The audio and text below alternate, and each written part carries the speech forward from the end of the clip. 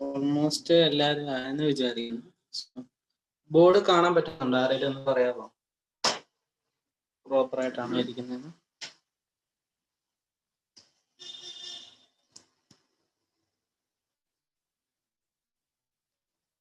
Board പ്രശ്നമുണ്ടോ? ആരെങ്കിലും just ഒന്ന് പറയാമോ, ഒന്ന് കമന്റ് ചെയ്യാമോ?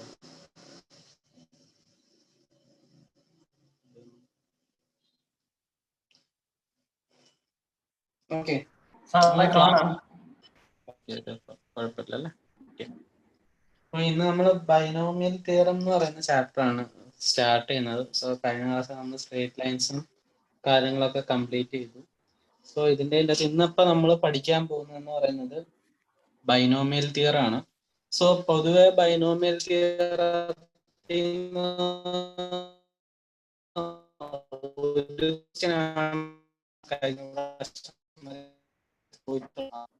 സെയിം പാറ്റേൺ ഓഫ് ക്വസ്റ്റ്യൻ തന്നെയാണ്. ഫൈൻഡ് ദ ഇത്രാമത്തെ 7th ടേം അല്ലെ 9th ടേം, അങ്ങനത്തെ ഒരു ജനറൽ സെയിം ക്വസ്റ്റ്യൻ തന്നെയാണ്. മീൻസ് ഒരു സെയിം പാറ്റേൺ ഓഫ് ക്വസ്റ്റ്യൻ തന്നെയാണ് ബൈനോമിയൽ തിയറത്തിൽ നിന്ന് ചോദിച്ചിട്ടുള്ളത്. സോ നമുക്ക് ബൈനോമിയൽ തിയറത്തിൽ പഠിക്കാനുള്ളതെന്ന് വെച്ചാൽ നമ്മൾ ഇന്നത്തെ ക്ലാസ് പോകുന്ന വെച്ചാൽ എന്താണ് ബൈനോമിയൽ തിയറത്തിന്റെ ജനറൽ ഇക്വേഷൻ. ഈ ജനറൽ ഇക്വേഷൻ വെച്ചിട്ടാണ് നമ്മൾ ബാക്കിയുള്ള ഡീറ്റെയിൽസിലേക്ക് വന്നത്. സോ അതെല്ലാവർക്കും അറിയാവുന്ന ഒരു കാര്യമാണെന്ന് വിചാരിക്കുന്നു. പിന്നെ പൊതുവെ പരീക്ഷയ്ക്ക് ചോദിക്കുന്ന ഒരു ക്വസ്റ്റ്യൻ എന്ന് പറയുന്നത് എന്ത് ടേം ഓഫ് ആൻ ഇക്വേഷൻ കണ്ടുപിടിക്കാനായിരിക്കും ചിലപ്പോൾ ക്വസ്റ്റ്യൻസ് ചോദിക്കുന്നത്. പിന്നെ ഈ ചാപ്റ്ററിൽ നിന്ന് ചോദ്യം ചോദിക്കുന്നതെന്ന് പറയുന്നത് മിഡിൽ ടേം. ഓക്കെ, ഞാൻ കുറച്ച് മീൻസ് ക്വസ്റ്റ്യൻസ് പൊതുവെ ചോദിക്കുന്നത് ടൈപ്പ് ഏതാണ് എഴുതുന്നേ ഉള്ളൂ. പിന്നെ middle term of an equation, ഒരു ബൈനോമിയൽ ഇക്വേഷൻ ഏതാണെന്ന് ചോദിക്കാം. പിന്നെ ഒരു ചോദിച്ചു വരുന്ന പിന്നെ കണ്ടിട്ടുള്ളതെന്ന് പറയുന്നത് ടേം ഇൻഡിപെൻഡന്റ്, ടേം എന്നല്ല കോഎഫിഷ്യന്റ്, ടേം ഇൻഡിപെൻഡന്റ് എന്നോ അല്ലെങ്കിൽ കോഎഫിഷ്യന്റ്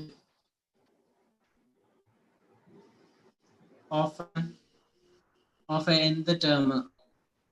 സോ ഇതുപോലത്തെ ഒരു 3-4 കാര്യങ്ങളാണ് പൊതുവെ നമ്മൾ ബൈനോമിയൽ തിയറം എന്ന് പറയുന്ന ചാപ്റ്ററിൽ നിന്ന് ഈ ഒരു 4 ടൈപ്പ്. പിന്നെ ഞാൻ ജസ്റ്റ് നോക്കിയിട്ട് സോ നോക്കിയതിൽ വെച്ച് ഈ ഒരു 4 ടൈപ്പ് ക്വസ്റ്റ്യൻസേ ഉള്ളൂ. മീൻസ് ഈ 4 ടോപ്പിക്സിന്റെ ആപ്ലിക്കേഷൻ വരുന്ന ക്വസ്റ്റ്യൻസ് മാത്രമേ ഉള്ളൂ ബൈനോമിയൽ തിയറത്തിന് ചോദിച്ചിട്ടുള്ളൂ. അതും എല്ലാം വളരെ സിമ്പിൾ ആയിട്ടുള്ളതാണ്. സോ ഇത്രയും നാളും ഒരു ക്വസ്റ്റ്യൻ ആയിരുന്നു ചോദിച്ചിരുന്നത്. ഈ ഒരു പ്രാവശ്യം നമ്മൾ മറ്റേക്കാലൊക്കെ ഒരു ക്വസ്റ്റ്യൻ കൂടെ എക്സ്ട്രാ ചോദിക്കാനുള്ള ചാൻസ് ബൈനോമിയൽ തിയറം എന്ന് പറയുന്ന ചാപ്റ്ററിൽ നിന്നുള്ളൂ. അപ്പം ഇതിൻ്റെ അകത്ത് 3 അല്ലെ 4 ഇക്വേഷൻസ് മാത്രമേ നമുക്ക് ഇതിന് പഠിക്കാൻ പൊതുവെ ഉള്ളൂ. Okay, so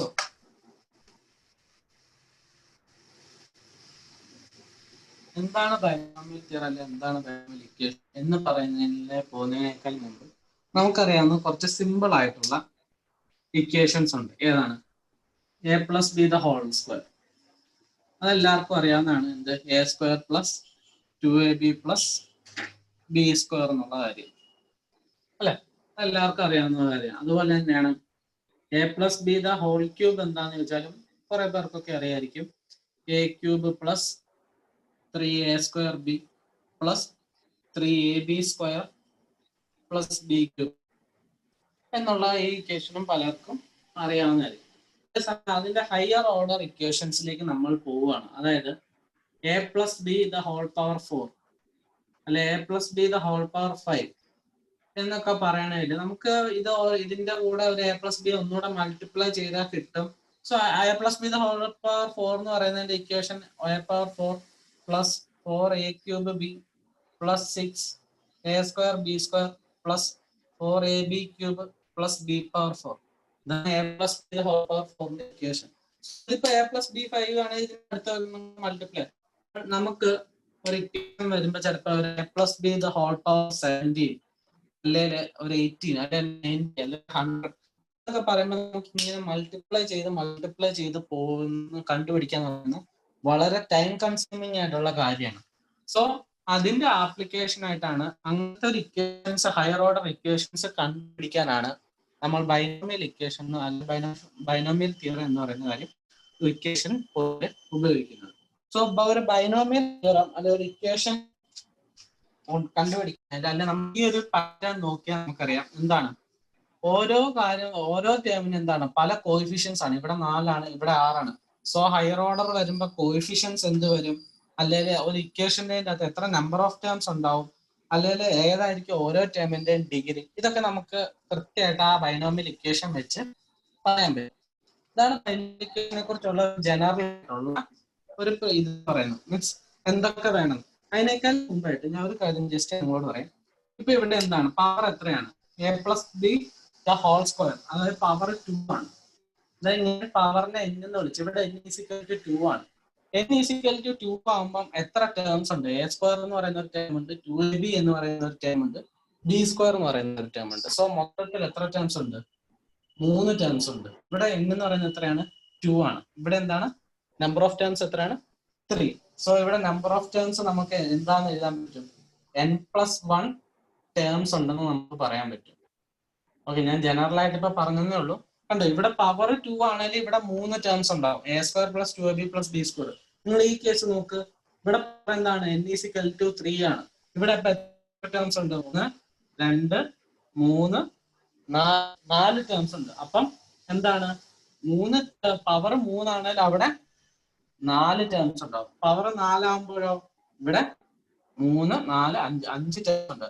so in general നമുക്ക് പറയാൻ പറ്റും ഒരു a+b² എന്ന് പറയുന്ന ഇക്വേഷൻ ആണ് അതിന്റെ അകത്ത് ടോട്ടൽ n+1 ടേംസ് ഉണ്ടാകുമെന്ന്. ഓക്കെ, ഇത് നോട്ട് ചെയ്യുക. ഒരു ഇക്വേഷന്റെ പവർ n എന്നാണെങ്കിൽ അതിന്റെ അകത്ത് ടോട്ടൽ ആയിട്ട് നമുക്ക് n+1 ടേംസ് ഉണ്ടാവും.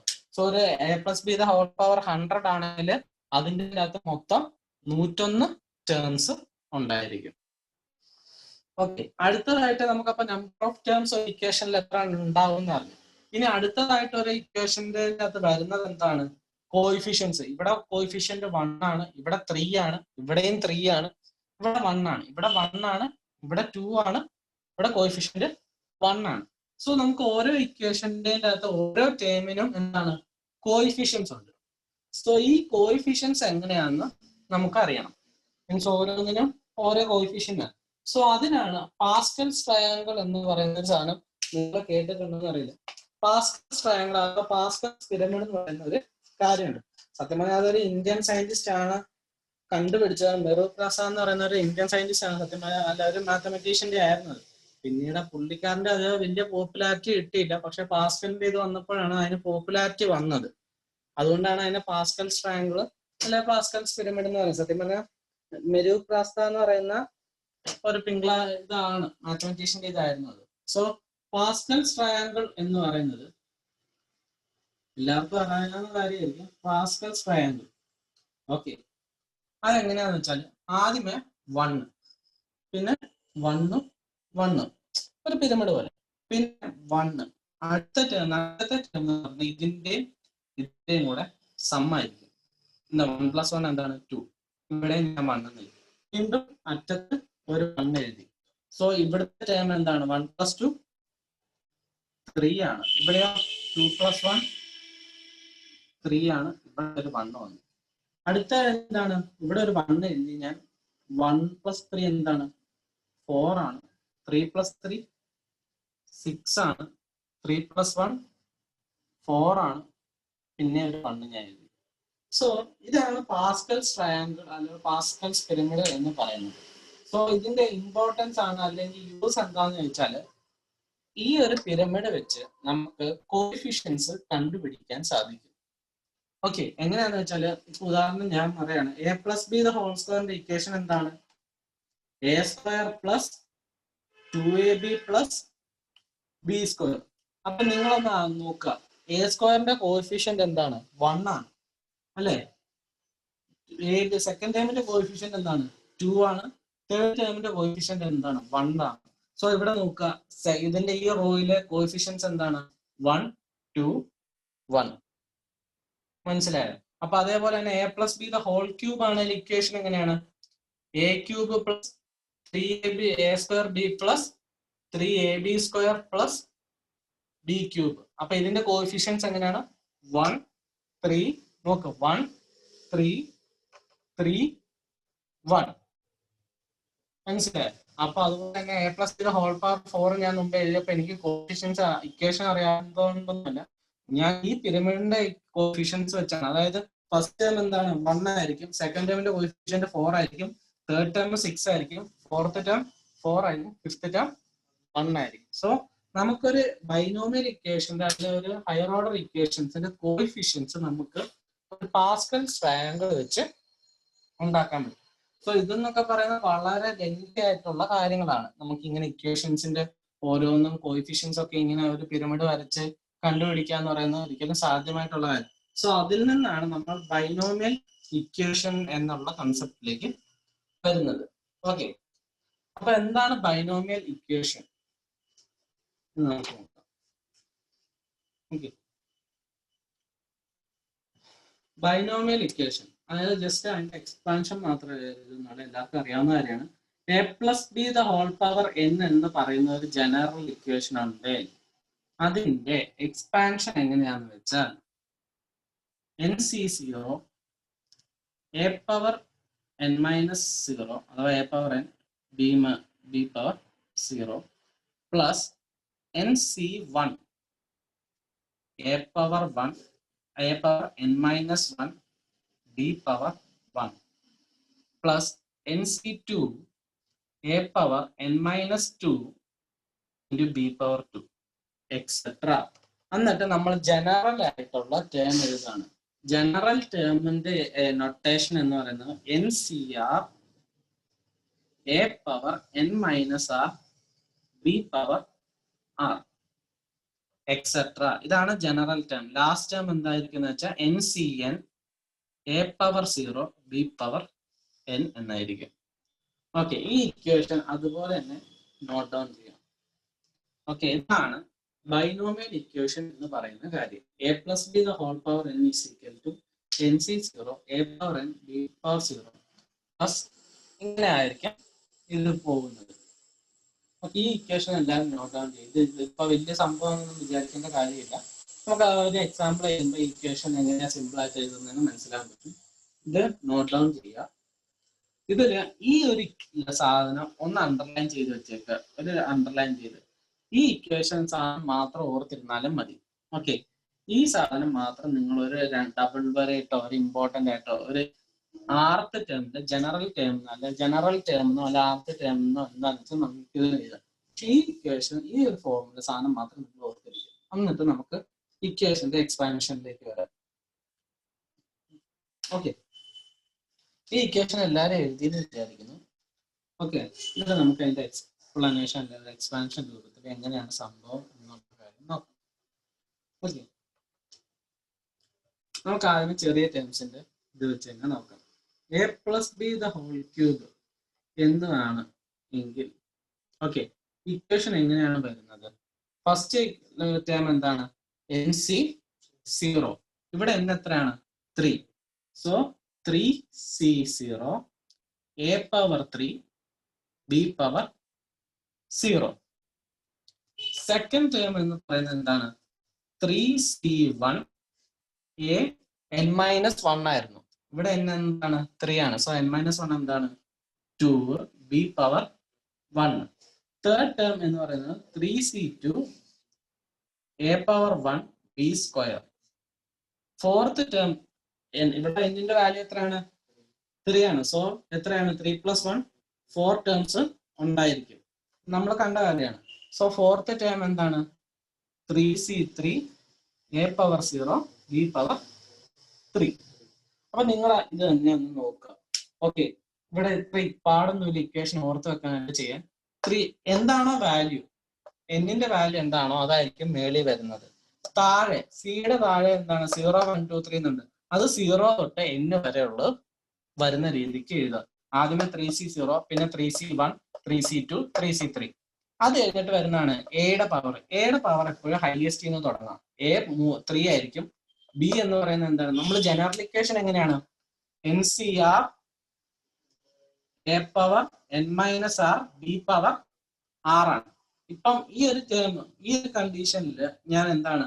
ഇവിടെ n = 3 ആണ്, r = എന്താണ്? 0 ആണ്. So a power n minus r എന്ന് പറയുന്നത് എന്താണ്? 3 minus 0 3. b പവർ r ആണ്. r ന്റെ വാല്യൂ എന്താണ്? 0 ആണ്. അതുകൊണ്ട് അവിടെ 0 ആണ്. സെക്കൻഡ് ടേം എന്താണ്?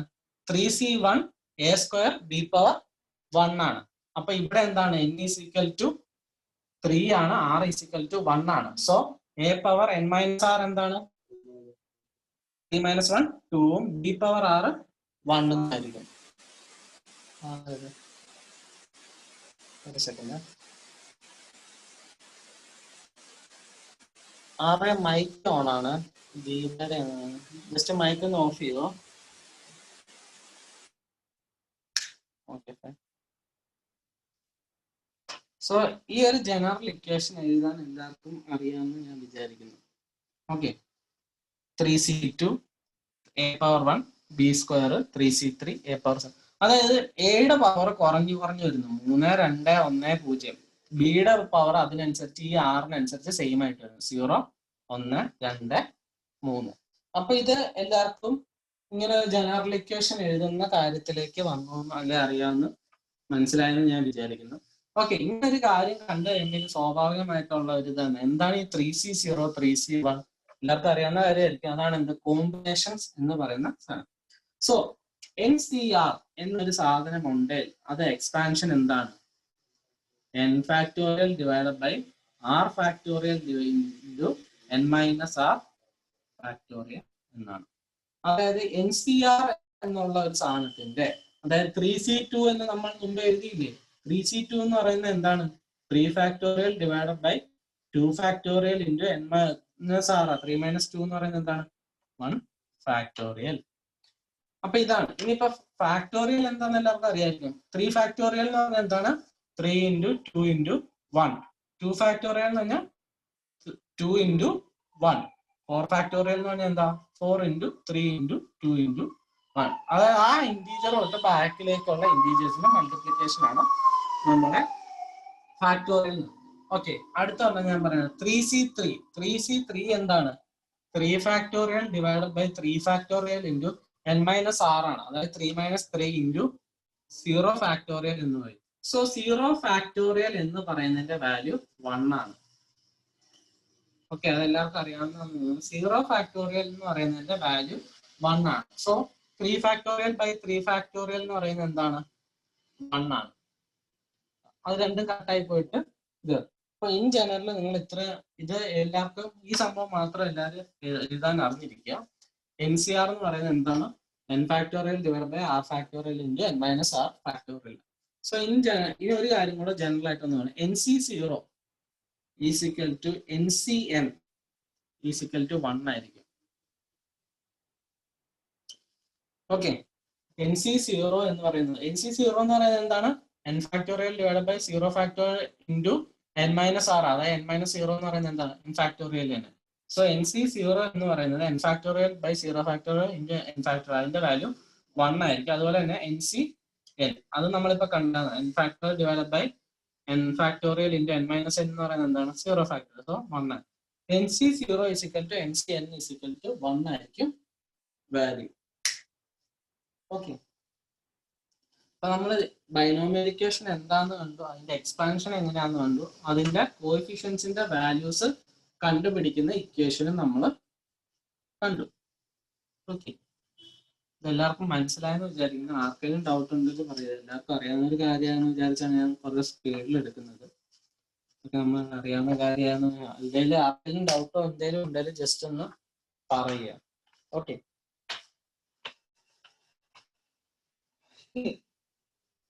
മുമ്പ് നമ്മൾ എഴുതി NC0 is equal to NCn is equal to 1 ആണ്. ഇനി അതുപോലെ തന്നെ ഞാൻ ഒരു കാര്യം കൂടെ നോട്ട് ഡൗൺ ചെയ്യാൻ പറയാണ്.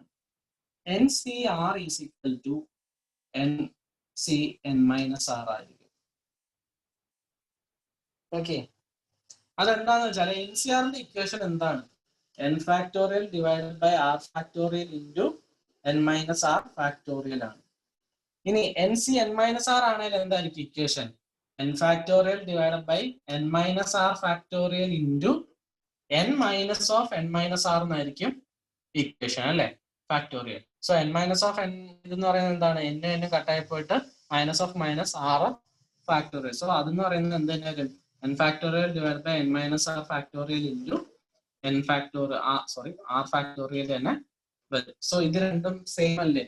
വ്യത്യാസമൊന്നുമില്ലല്ലോ. സോ നമുക്ക് എഴുതാൻ പറ്റും NCr is equal to NCn minus r ആണ്. അതായത് 5C3 എന്ന് പറയുന്നത് എന്തിനോട് ഈക്വൽ ആയിരിക്കും? 5C2നോട് ഈക്വൽ ആയിരിക്കും. അതുപോലെ തന്നെ 10C6 ഈസ് ഈക്വൽ ടു എന്തായിരിക്കും? 10C4 ഈക്വൽ ആയിരിക്കും. അതാണ് ഇവിടെ ഉദ്ദേശിക്കുന്ന കാര്യം. അതായത് 10 മൈനസ് 6 എത്രയാണ്? 4. അതാണ് ഇവിടെ ആ ടേമിനോട് n മൈനസ് 6 എന്നുള്ള ടേമിനോട് ഈക്വൽ ആണ് പറയുന്നത്. ഓക്കെ, ഇതും നോട്ട് ചെയ്തെന്ന് വിചാരിക്കുന്ന ആ വാല്യൂസ് കണ്ടുപിടിക്കാൻ എളുപ്പത്തിനായിട്ടാണ്. സോ നമ്മൾ രണ്ട് വാല്യൂസും അതിൻ്റെ ഒരു പ്രോപ്പർട്ടി പോലെ വേണമെങ്കിൽ നമുക്ക് എഴുതാവുന്ന രണ്ട് കാര്യങ്ങൾ നമ്മളിപ്പം നോട്ട് ഡൗൺ ചെയ്തു. ഓക്കെ, ഇനി നമ്മളോട് ഞാൻ മുമ്പ് പറഞ്ഞായിരുന്നു, നമ്മളോട് പൊതുവെ ഈ ഒരു മൊഡ്യൂളിൽ നിന്ന് അല്ലെ ഈ ചാപ്റ്ററിൽ നിന്ന് ചോദിക്കുന്നതിൽ ഒരെണ്ണമാണ് middle term of an equation എന്ന് വേണേൽ ചോദിക്കാവുന്നത്. Okay, so middle term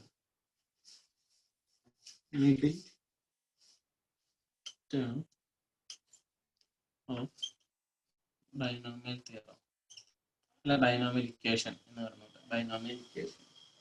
okay, അതായത് A plus B the whole power N എന്ന് പറയുന്നത് നമ്മൾ പറഞ്ഞ n+1 ടേംസ് ഉണ്ടാവും. അപ്പൊ n+1 ടേംസ് ഉണ്ടെങ്കിൽ എന്താണ് അതിൻ്റെ ഇപ്പം രണ്ട് കണ്ടീഷൻസ് നമുക്ക് എടുക്കാം.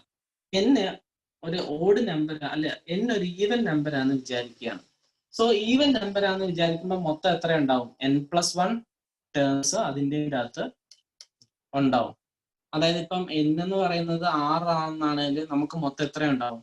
7 ടേംസ് ഉണ്ടാവും. സോ 7 എന്ന് പറയുമ്പോൾ അതിനെന്താണ് കൃത്യമായിട്ട് ഇവിടെ ഒരു 3 എണ്ണവും പിന്നെ ഒരു ടേം പിന്നെ ഒരു 3. അപ്പൊ കൃത്യം എന്താണ് നടുക്ക് ഒരു ടേം ഉണ്ടെന്ന് നമുക്ക് അറിയാൻ പറ്റും. അതായത് n = ഈവൻ ആണെങ്കിൽ അതിൻ്റെ അകത്ത് n+1 ടേംസ് ഉണ്ടാവും, കൃത്യം ഒരു മിഡിൽ ടേം ഉണ്ടാവും. പക്ഷെ ഇപ്പൊ ഞാൻ പറയാണ് n = 5 ആണ്. സോ എത്ര ടേംസ് ഉണ്ടാവും? മൊത്തം 6 ടേംസ് ഉണ്ടാവും.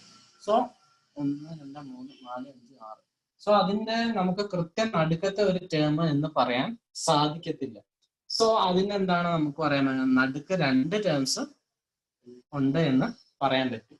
സോ n ഈവൻ ആണെങ്കിൽ കൃത്യം നമുക്ക് ഒരു മിഡിൽ പോയിന്റ് ഉണ്ട്, അല്ലെ ഒരു മിഡിൽ ടേം ഉണ്ട്. n ഓഡ് ആണെങ്കിൽ നമുക്ക് 2 മിഡിൽ ടേംസ് ആണ് വരുന്നത്. ഓക്കെ, നമുക്കപ്പം കൃത്യമായിട്ടുള്ള കാര്യം എഴുതാൻ പറ്റും. സോ ഈ a plus b the whole power n എന്നാണ്. ഓക്കെ, ഒന്നാമതായിട്ട് when n is an even number, n is an even number ആണെങ്കിൽ മിഡിൽ ടേം എന്ന് പറയുന്നത്, ഓക്കെ, മിഡിൽ ടേം എന്ന് പറയുന്നത് n+2/2th ടേം ആയിരിക്കും. അതായത് ഇപ്പൊ ഞാൻ പറയാണ് n = 6 ആണെങ്കിൽ മിഡിൽ ടേം എന്ന് പറയുന്നത് എന്തായിരിക്കും? 6 + 2/2, അതായത് എന്താണ് 8/2. 4th ടേം ആയിരിക്കും നടുക്ക്. അത് നമ്മളിപ്പോ കണ്ടല്ലോ, 6 ആകുമ്പോൾ 1 2 3 4 5 6 7 മൊത്തം 7 നമ്പേഴ്സ് ഉണ്ടാവുമെന്ന് നമ്മൾ പറഞ്ഞു. 4 5 6 7 ടേംസ് ഉണ്ടാവും. അതിൽ 4ാമത്തെ ടേം 1 2 3 കണ്ടോ, കൃത്യം നടുക്കത്തെ ടേം എന്ന് പറയുന്നത് ഇക്വേഷൻ ഇതായിരിക്കും. n+2/2th ടേം ആയിരിക്കും മിഡിൽ ടേം എന്ന് പറയുന്നത്. ഇനി if n is an odd number, n ഒരു ഓഡ് നമ്പർ ആണെങ്കിൽ മിഡിൽ ടേം എന്ന് പറയുന്നത് നമുക്ക് 2 എണ്ണം വരും. ഏതൊക്കെയെന്ന് പറഞ്ഞാൽ n+1/2th ടേമും അതുപോലെ തന്നെ n+3/2th ടേമും ആയിരിക്കും മിഡിൽ ടേംസ് എന്ന് പറയുന്നത്. നമുക്കപ്പം n ഓഡ് ആണെങ്കിൽ നമുക്ക് 2 മിഡിൽ ടേമും n ഈവൻ ആണെങ്കിൽ നമുക്ക് ഒരു സിംഗിൾ ടേമും ആയിരിക്കും വരുന്നത്. ഓക്കെ,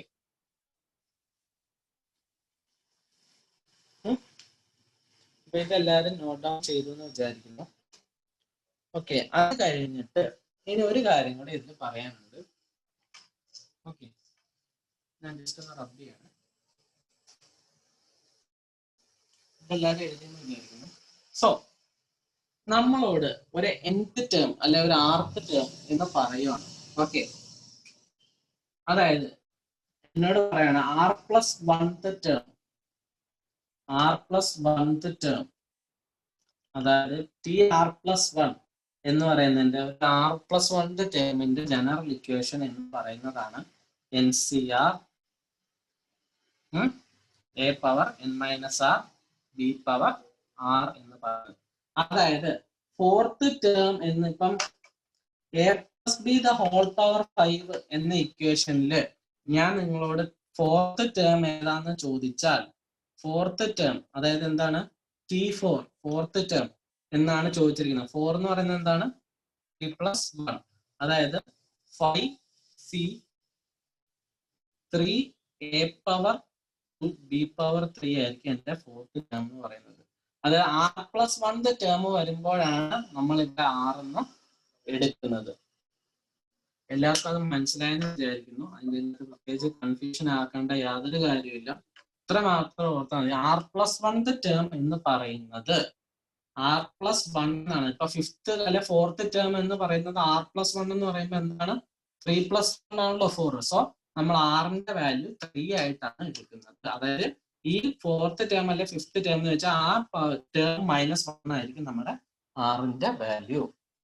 ഈ കാര്യം എല്ലാവരും നോട്ട് ഡൗൺ ചെയ്യുക. ഈ ഒരു ഇക്വേഷൻ ജനറൽ ടേം ആയിട്ട്, ജനറൽ ഇക്വേഷൻ ആയിട്ട് എടുക്കുക.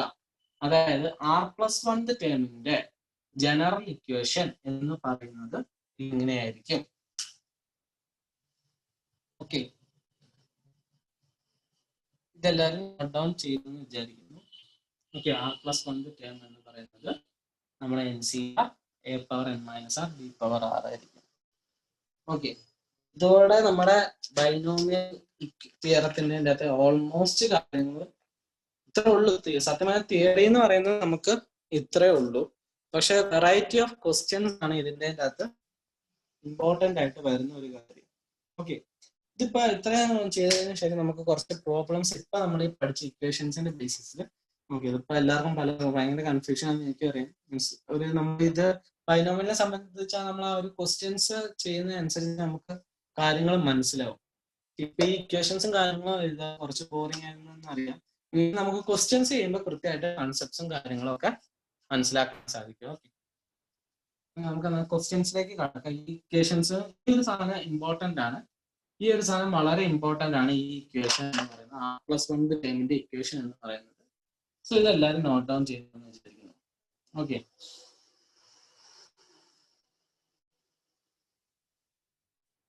നമുക്ക് ക്വസ്റ്റ്യൻസിലേക്ക് കടക്കാം. ഓക്കെ, ആദ്യം നമുക്ക് സിമ്പിൾ ആയിട്ട് ജസ്റ്റ് കാര്യങ്ങളിലേക്ക് മാത്രം പോകാം. അതിന് നമുക്ക് ബേസ് തൊട്ടുള്ള കാര്യങ്ങൾ പറയാം. ഓക്കെ, ഇപ്പം ഞാൻ ജസ്റ്റ് പ്രീവിയസ് ഇയർ ക്വസ്റ്റ്യൻസ് ഒന്നുമല്ല, ജസ്റ്റ് നമുക്ക് ഇതിന്റെ ഒരു ബേസിക്സ് മനസ്സിലാക്കാൻ വേണ്ടി മാത്രം ഉള്ളതാണ്. ഒന്നാമത്തെ question, expand the following. Okay, ഇത് ഓപ്ഷൻസ് ഒന്നുമില്ല, ഞങ്ങൾക്ക് മനസ്സിലാകാൻ വേണ്ടി കുറച്ച് ക്വസ്റ്റ്യൻസ് ചെയ്യുന്നുള്ളൂ. എക്സ്പാൻഡ് ദ ഫോളോയിങ് ആണ് ക്വസ്റ്റ്യൻ. ഓക്കെ, ഒന്നാമത്തെ question, x-3 the whole power 5. x-3 the whole power 5. So ഇതിന്റെ എക്സ്പാൻഷൻ ചെയ്തിട്ട് ഇക്വേഷൻ ആദ്യം ജസ്റ്റ് ഒന്ന് പറയാം. ജസ്റ്റ് ഇത് മനസ്സിലാക്കാൻ വേണ്ടി, ബൈനോമിയൽ ഇക്വേഷൻ മനസ്സിലാക്കാൻ വേണ്ടി മാത്രം എഴുതുന്നുള്ള, അല്ലെങ്കിൽ ഇതുപോലത്തെ ക്വസ്റ്റ്യൻസ് ചോദിക്കാറില്ല. എങ്കിലും ആ ഇക്വേഷനുമായിട്ടൊരു ഇതായെന്ന് അറിയാൻ വേണ്ടി മാത്രം. Expand the following, x-3 the whole power 5. ഇതിന്റെ എക്സ്പാൻഡ് ചെയ്തിട്ടുള്ള ഇക്വേഷൻ ജസ്റ്റ് ഒന്ന് പറയുക.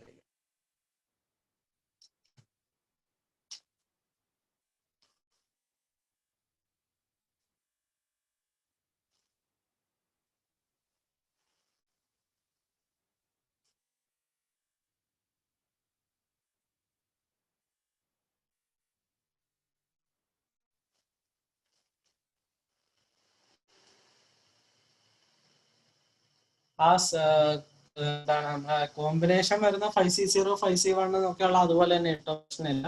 ബാക്കിയുള്ള കോഎഫിഷ്യൻസും കാര്യങ്ങളും ജസ്റ്റ് ഒന്ന് പറഞ്ഞാൽ മതി.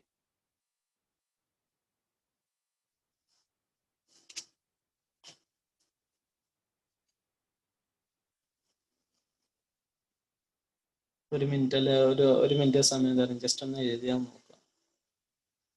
എഴുതി കഴിഞ്ഞാൽ ആരെങ്കിലും ജസ്റ്റ് ഒന്ന് പറയണം. ആൻസർ അറിയാനായിട്ടല്ല, എല്ലാവരും ഒന്ന് എഴുതി എന്നുള്ള ഒരു ഇതാക്കാൻ വേണ്ടി.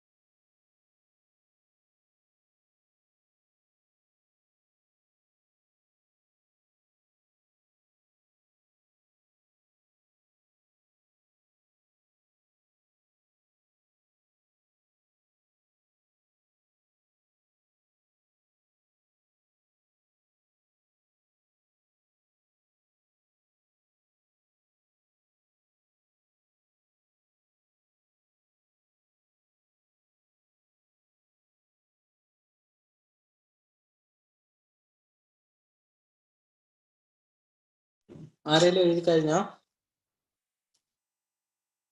മനു സാറേ